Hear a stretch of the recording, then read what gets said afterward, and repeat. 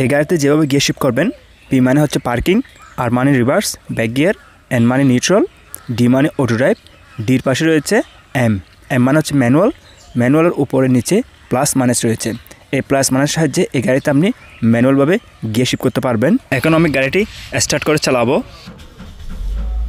প্রথমে গাড়ির gear liver আর shift করব।